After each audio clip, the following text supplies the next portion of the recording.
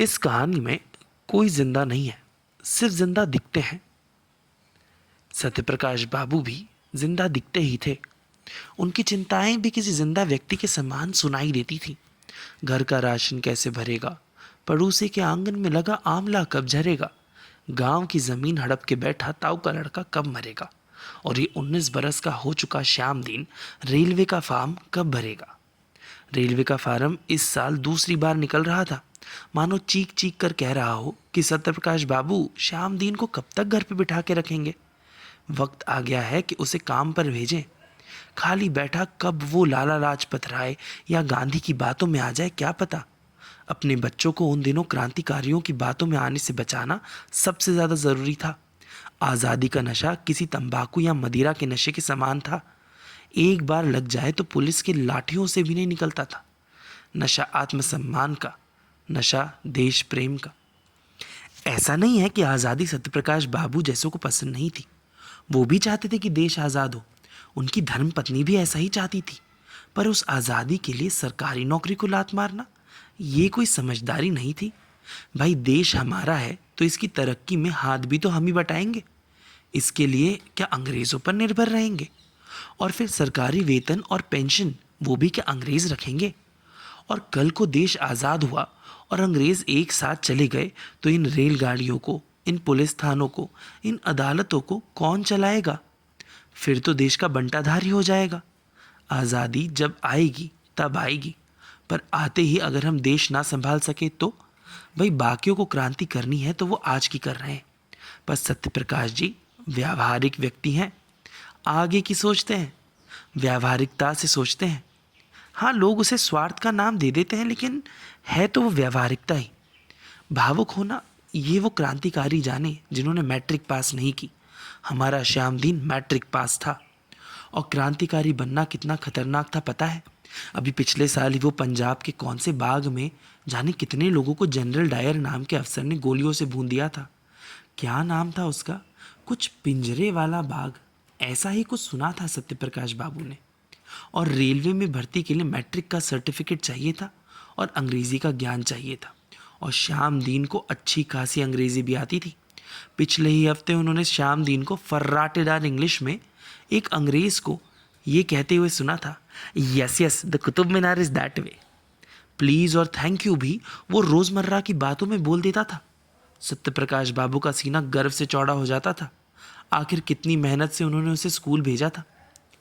श्याम दीन ने अपने दिल पर पत्थर रख के रेलवे का फॉर्म भरा, दिमाग के पत्थरों को हटा के परीक्षा दी और अंततः श्याम दीन बन गए श्याम दीन बाबू। रेलवे के दफ्तर के काम से वक्त मिलने पर वो वहीं बैठकर यंग इंडिया में लिखा गांधी का लेख पढ़ते। कभी कभी छिपके से हिंदुस्तान टाइम्स पढ़ते। कोई देखे तो कहते थे कि अंग्रेज़ी पर पकड़ मजबूत करने के लिए पढ़ते हैं। मन में क्रांति थी, पर शब्दों में शांति थी। क्या पता, हो सकता है बरतानिया की रानी श्याम दीन को जानती थी। श्याम दीन ने पिछले 10 साल में 2 बार प्रमोशन हासिल किया था। हो भी सकता है कि एलिजाबेथ शाम को चाय की चुस्कियाँ लेते हुए अपनी सहेलियों को ये नए टैलेंटेड लड़के श्याम दीन के बारे में बताती हो। ऐसे में क्रांति करके उन्हें नाराज़ करने का क्या मतलब? तीसरे प्रमोशन के आने तक तो श्याम दीन बाबू ने अखबार पढ़ना ही बंद कर दिया। स्टेशन मास्टरों के पास इतना वक्त कहाँ होता है। और उन्हें समझ भी आने लगा कि बरतानिया हुकूमत इतनी भी बुरी नहीं थी। हाँ, कभी कभी कहीं कहीं से उड़ती उड़ती खबर आती थी कि अंग्रेज़ी पुलिस ने हिंदुस्तानियों को पीटा, कहीं पर उन पर लगान बढ़ा दिया, कहीं किसी बस्ती को खाली करवा दिया। पर इतने बड़े देश में छोटा मोटा तो कुछ होता ही रहेगा ना। और आखिर हर बार गलती बरतानियों की कैसे हो सकती थी? हिंदुस्तानी लोग भी तो हर बात पर विरोध करते थे। क्या ही ज़रूरत थी साइमन साहेब के आने से पहले ही उनका विरोध करने की? अभी तो साइमन साहेब ठीक से इंडिया पहुँचे नहीं, लोगों से मिले नहीं, और इन्होंने चिल्लाना शुरू कर दिया, Simon go back, Simon go back. भाई, उन्हें आने तो दो, कहने तो दो जो कहना चाहते हैं, फिर विरोध करना। ये क्या कि बिना उनकी बात सुने ही उनको इस तरीके से अपमानित किया गया, बड़ी गलत बात है। लेकिन एक दिन एक ऐसी खबर आई जिसने श्याम दीन को अखबार उठाने पे और फिर सोचने पे मजबूर कर दिया। भगत सिंह नाम के इस लड़के को फांसी दी जाएगी। अखबारों में छप गया था। बरतानिया हुकूमत ने सोचा था कि ये खबर भारतीय नवयुवकों के मन में पल रहे क्रांति के बीज को रौंद देगी। हुआ कुछ उल्टा।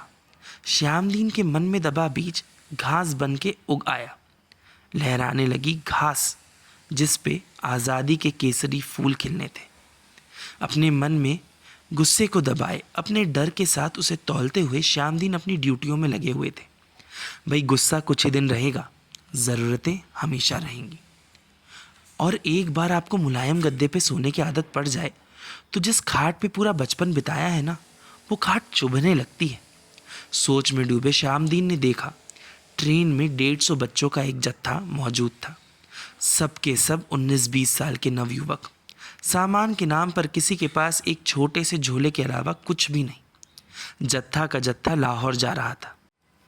श्यामदीन बाबू को उन्हें देखकर याद आए 19 साल के वो श्यामदीन जो ऐसे ही ट्रेन में बैठकर जलियांवाला बाग कांड के विरोध में डायर के खिलाफ नारे लगाने जाना चाहता था।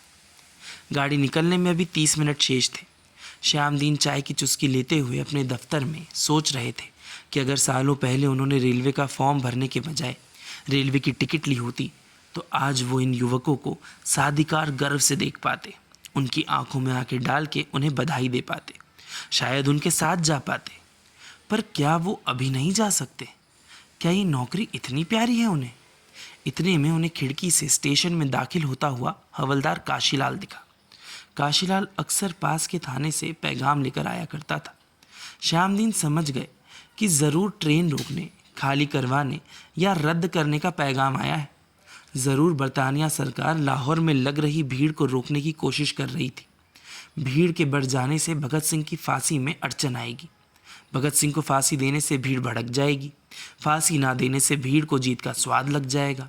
श्यामदीन के कदम अचानक बढ़े और अलमारी के पीछे जाकर छिप गए। श्यामदीन बाबू कहाँ हैं? श्यामदीन बाबू, काशीलाल ने आवाज़ लगाई। श्यामदीन बाबू को समझ आया कि ट्रेन निकलने में आधा घंटा है और आधे घंटे तक वो अलमारी के पीछे छिपके नहीं रह सकते। इतनी देर में तो काशीलाल किसी दूसरे अफसर को पैगाम दे के चले जाएगा।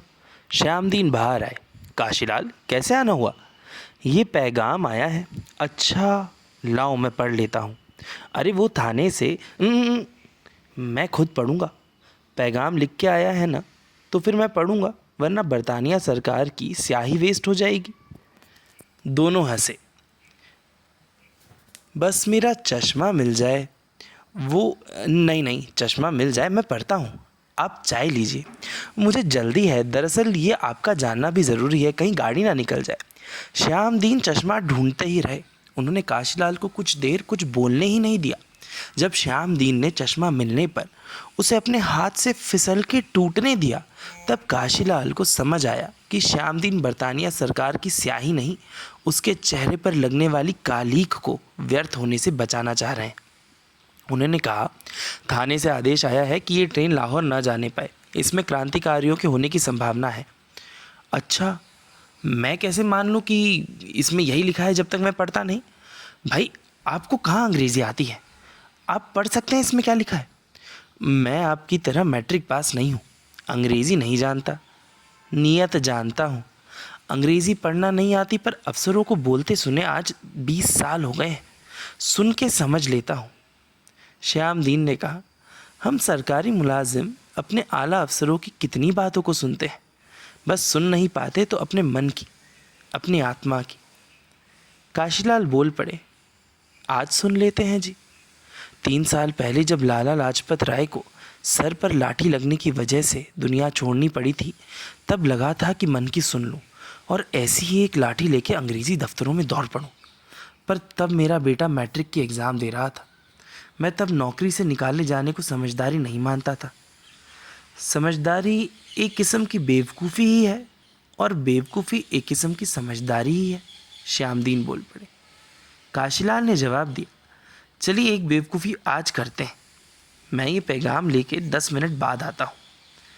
श्यामदीन ने कहा, और मैं मेरे इतने साल की बेदाग नौकरी में पहली बार एक गलती करता हूँ। ट्रेन को 10 मिनट पहले रवाना कर देता हूँ। 2 बेवकूफ़ मिलके 150 बेवकूफ़ों को उनकी मंजिल तक पहुँचा देते हैं। क्या कहते हो काशीलाल? काशीलाल मुड़े और बाहर जाके अपनी साइकिल की चेन निकालकर पहिए में छेद कर बैठे। थाने जाके कुछ बताना तो होगा कि स्टेशन देर से कैसे पहुँचे। श्यामदीन ने मेज़ पे चढ़ के घड़ी को 10 मिनट आगे कर दिया और लोको पायलट पर जाकर चिल्लाने लगे कि जब समय हो गया है तो ट्रेन जाती क्यों नहीं। लोको पायलट को एक शब्द नहीं कहने दिया। पहली बार श्यामदीन बाबू के स्टेशन से कोई रेलगाड़ी समय से पहले रवाना हुई। पहली बार श्यामदीन बाबू अगले प्रमोशन की उम्मीद से दूर हो गए। पहली बार श्यामदीन बाबू को लगा कि वो कुछ कर सके उस देश के लिए जिसमें वो जन्मे थे। उतने में काशीलाल लौट आए। पैगाम पकड़ाया। श्यामदीन ने बिना चश्मे की मदद से उसे पढ़ा। काफ़ी देर आश्चर्यचकित और स्तब्ध होने का अभिनय कर उन्होंने दूसरे रेल कर्मचारियों के सामने बैठकर माफ़ीनामा लिखा। कहा कि उन्होंने घड़ी में वक्त गलत पढ़ लिया था, इसलिए ट्रेन तय समय सीमा से 10 मिनट पहले चल पड़ी। उन्होंने चिट्ठी में लिखा कि वो घड़ी को ठीक करेंगे ताकि बदलते वक्त को वो सही सही देख सकें, क्योंकि सही वक्त पर गाड़ी का रवाना हो जाना ज़रूरी है। लिखना चाहते थे पर लिखा नहीं कि बरतानिया सरकार की गाड़ी भी सीटी बजा रही थी। वक्त आ रहा था कि अंग्रेज़ अपना बोरिया बिस्तर बांधे और उसमें चढ़ जाएं। ये कहानी शायद सच नहीं, पर यह झूठ नहीं कि भारतीयों ने अलग अलग रूप में उस लड़ाई को लड़ा जिसकी वजह से आज हम सब एक आज़ाद देश में रह रहे हैं।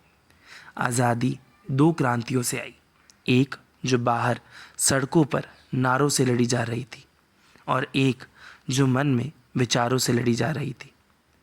याद रखने लायक बात है कि लड़ाई जीती जाती है मन के रण में, बाहर तो बस ध्वज लहराता है। जय हिंद, जय भारत।